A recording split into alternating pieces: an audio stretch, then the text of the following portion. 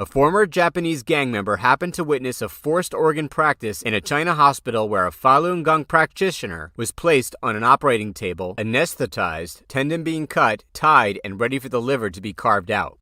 In an interview with the Epoch Times, Yoshio Sugawara told the outlet about his experience 15 years ago when he was still a member of the 6th Yamaguchi Gumi, Japan's largest organized crime group.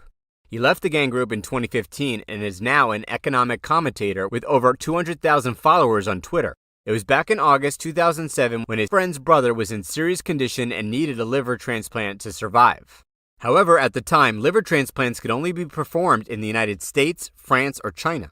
The wait time for an organ transplant in the US and France was long, the cost was high, as well as strict legal restrictions. Therefore, they decided to choose China to do the transplant.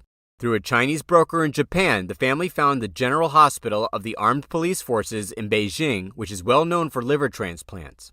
The hospital said that it would find the donor quickly, and the cost of the surgery was 30 million yen, $250,000. A month later, the hospital informed the family that the donor had been found and that the surgery could be performed at any time.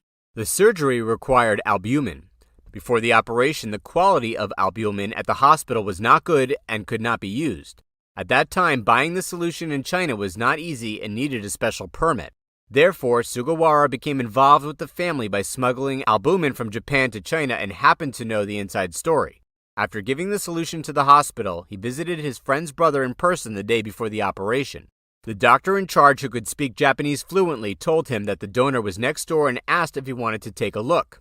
The doctor pulled the curtain, and Sugawara saw the donor lying on the bed, a 21-year-old man. Because of the anesthesia, the donor looked unconscious. The doctor said, "He is very young. The liver is very healthy." Sugawara asked the doctor who the other person was. The doctor claimed the donor was a bad guy, a criminal carrying a death sentence. The doctor said that the person would eventually die anyway, so his death could contribute a little more before he died. Sugawara kept asking the doctor what this man had done. The doctor told Sugawara that the man practiced Falun Gong. Sugawara saw the young Falun Gong practitioner lying with bandages wrapped around his hands and feet. He was shocked to find that the forced donor's hands and feet tendons had been cut off the day before. Sugawara asked the doctors why they did this. The doctors told him that there were two main reasons. One was to prevent him from escaping. The other was because people were afraid their bodies would curl up and affect the quality of the organs, so they cut off his tendons. However, the operation failed and both the patient and the donor died during the operation.